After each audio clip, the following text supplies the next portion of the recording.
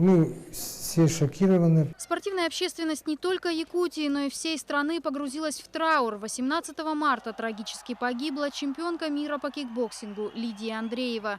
Девушка строила большие планы на будущее, готовилась к открытию своей школы женского бокса. Она хотела воспитать замену и накопленные за долгие годы мастерство передать молодым девушкам.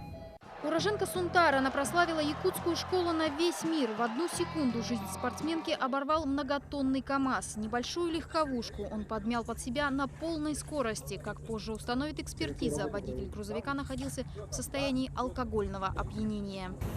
В крови водителя КАМАЗа было обнаружено более 1,5 промилле алкоголя. Как оказалось, это далеко не первый случай в автокарьере мужчины. За нетрезвую езду его задерживали 5 раз, но до 18 марта все заканчивалось только административным наказанием.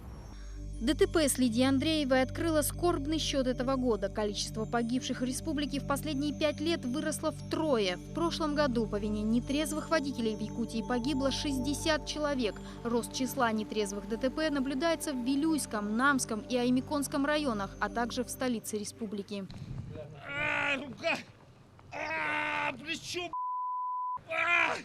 Пьяный водитель – это потенциальный убийца за рулем. В поисках тех, кто навеселе, улицы Якутска каждую смену патрулируют 6 экипажей ДПС. Инспекторы ежедневно задерживают с десяток нетрезвых водителей. И далеко не все ведут себя адекватно. В том году, не помню, какой-то патрульке заднее стекло выбил пьяный водитель.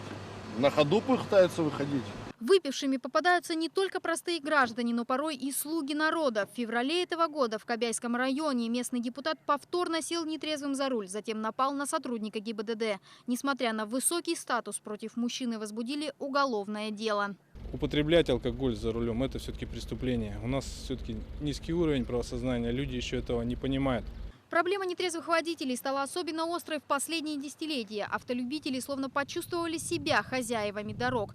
Но всего 30 лет назад ситуация на столичных трассах была совсем другой. Водители соблюдали правила и даже мыли машины перед выездом. Они знали, что ежедневно в любую погоду на главной улице города дежурит бессменный старшина Дмитрий Алексеев. Сегодня ветерану ГИБДД 89 лет. А раньше водители все-таки участник войны. Очень аккуратно. Что говорят, все выполняет, дисциплинированная. Повысить дисциплину и культуру вождения сегодня требуют на самом высоком уровне. 14 марта в Ярославле состоялось заседание Президиума Госсовета под руководством Владимира Путина. Глава государства подчеркнул, что воспитывать водителей нужно совместно с усилением их ответственности. Понятно, что воспитание такой культуры – это процесс длительный. Поэтому он должен идти параллельно с ужесточением наказаний за нарушение. Мы видим на практике, что именно эти меры помогли решить проблему с ремнями безопасности, например.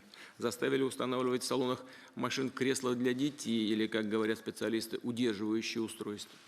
В результате принятых мер количество погибших на российских дорогах, конечно, сократилось, но за счет нетрезвых ДТП показатели все еще высоки. Столкновения с участием пьяных водителей осложняются тем, что пострадавшим сложно оказать своевременную помощь. Груду покореженного металла под силу разобрать только спасателям. Взаимная скорость двух автомобилей при ДТП, если один водитель в состоянии алкогольного опьянения, взаимная скорость больше. Соответственно, и повреждения больше, и вытащить людей из нее, соответственно, сложнее гораздо. С 1 июля 2015 года за повторную езду в пьяном виде теперь грозит уголовное наказание. Но, как показывает практика, даже эта мера не останавливает водителей. В Якутии с начала действия нового закона было задержано почти 600 человек. Переломить ситуацию с пьянством за рулем поможет всеобщее осуждение, считают в Общественном совете республиканского МВД. Если это будет освещаться в СМИ систематично, то граждане будут понимать то, что я не хочу там попадаться. Я не хочу, чтобы был на доске позор. Я не хочу, чтобы мои родственники знали, что меня поймали за рулем пьяным. Постепенно, но общество все же перестает быть равнодушным к проблеме пьянства за рулем. В прошлом году, благодаря звонкам в дежурную часть, удалось задержать около 400 нетрезвых водителей. Но в масштабах крупнейшего региона страны это все еще капля в море. Только постоянные рейды позволяют хоть как-то держать нетрезвых водителей под контролем. Но даже инспекторы не в силах остановить их всех. Закон постоянно усиливают, но этого хватает до очередной громкой трагедии. И пока принимаемые меры не станут по-настоящему эффективными, градус опасности за рулем будет по-прежнему высок. Анна Лебединская, Роберт Набиев, Вести, Якутск.